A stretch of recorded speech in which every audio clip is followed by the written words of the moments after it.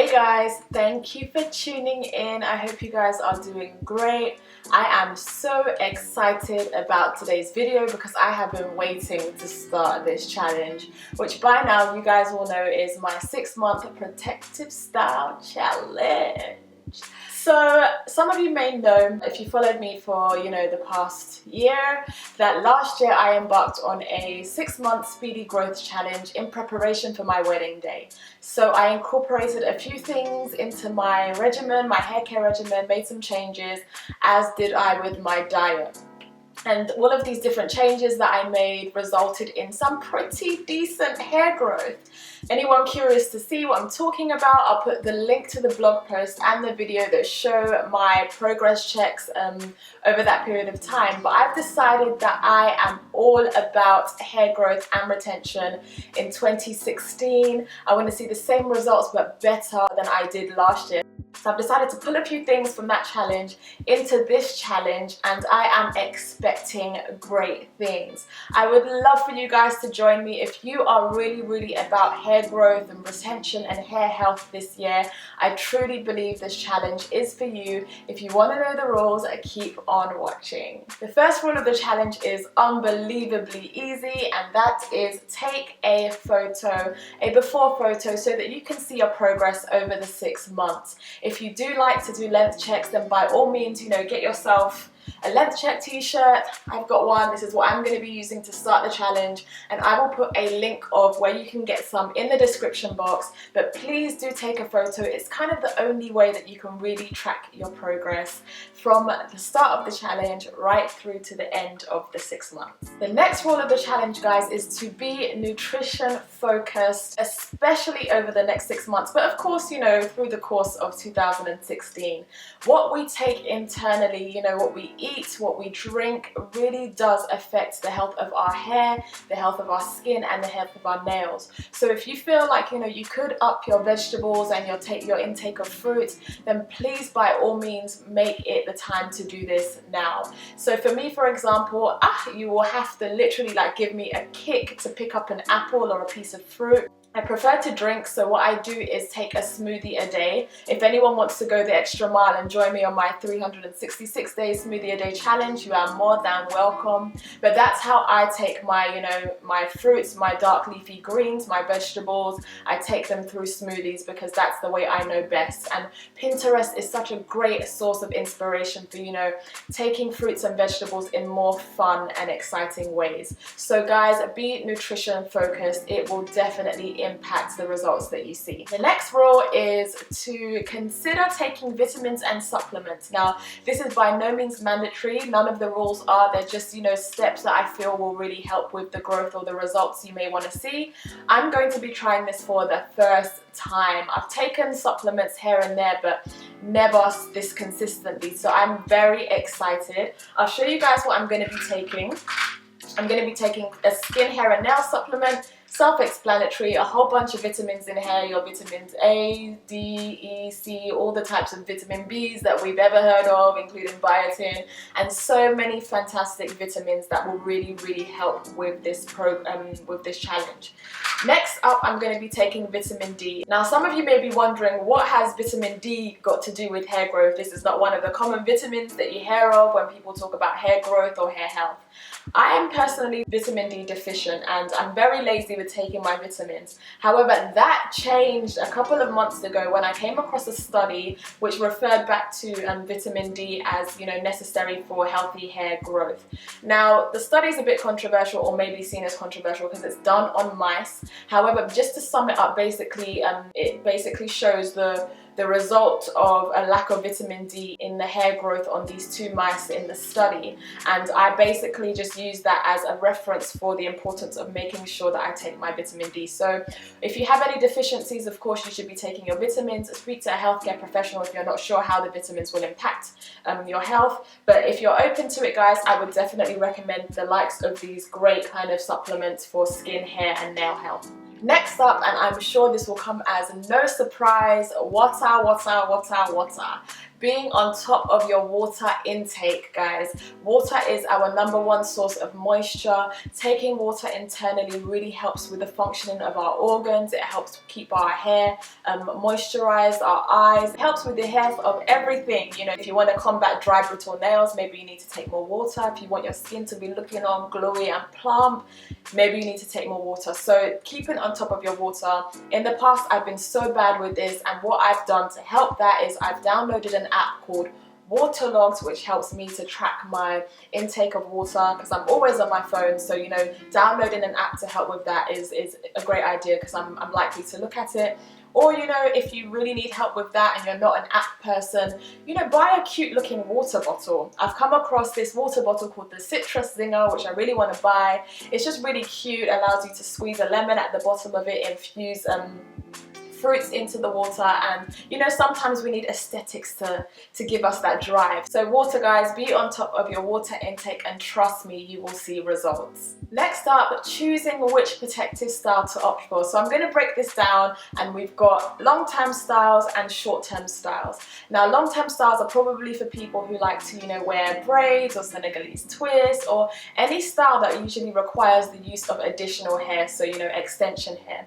For these styles, if this is your preferred form of protective styling, please try your very best not to wear your hairstyle for more than 4 to 6 weeks, just because our hair needs a break. And also, you know, when protective styling with these kind of hairstyles, it's not always that easy to wash and deep condition our hair, so we do need to keep our hair clean, and in most cases the easiest way to do that is, you know, when you give your hair a break and take it out.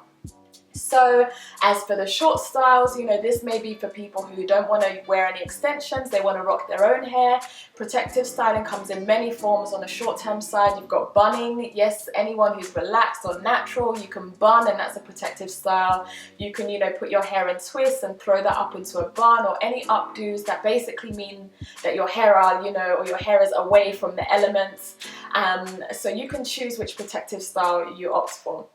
Now, as for me, just to give you guys an idea of what I'm going to be doing, I will be doing long-term protective styling and short-term protective styling. So I'm rocking a wig at the moment, my hair's in cameras underneath. So at the start of my protective style, I will camera my hair, rock it for 3 weeks, take it out for a week, whereby I will give my hair a break, put it up in a bun, so I'm still short-term protective styling.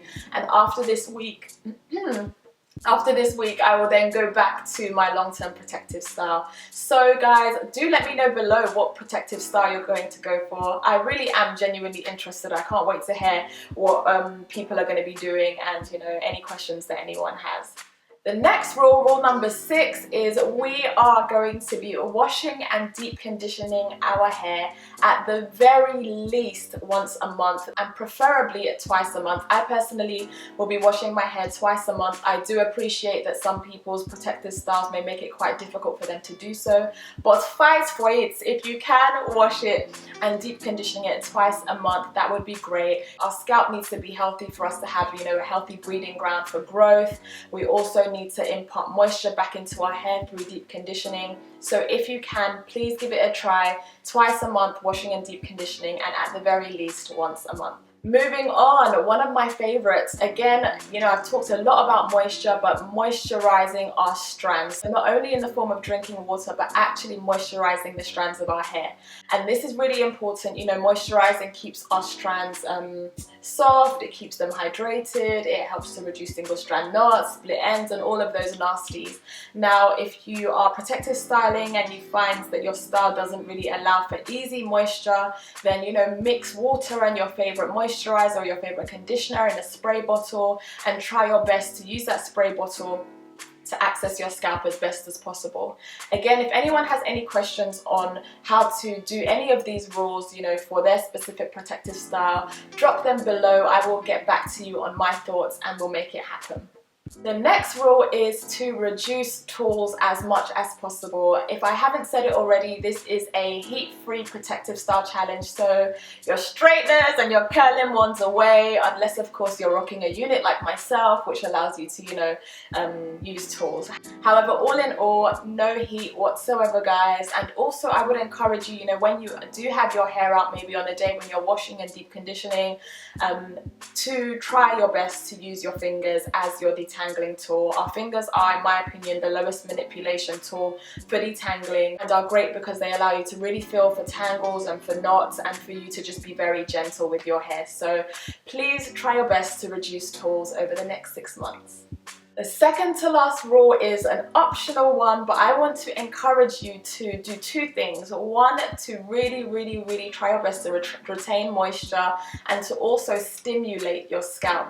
And the reason for this bonus rule is because over the past, I'd say 3 months, these different techniques have been so great for my hair. So the first thing I want to encourage, which is where moisture retention comes in, is baggying. Bagging is basically where you moisturize the strands of your hair. It's not really to do with your scalp, it's to do with your strands. You moisturize them with your favorite moisturizer, and then you throw on a shower cap, or a few supermarket bags, and you leave that on for a couple of hours. And when you take it off, you'll feel your hair is so soft, it feels so moisturized. So I really believe that will help with retaining length and reducing things such as single strand knots and split ends. Next up, on the stimulating front, I want to encourage you guys to incorporate peppermint essential oil into your moisturizer or into your scalp oil if you are someone who likes to oil their scalp.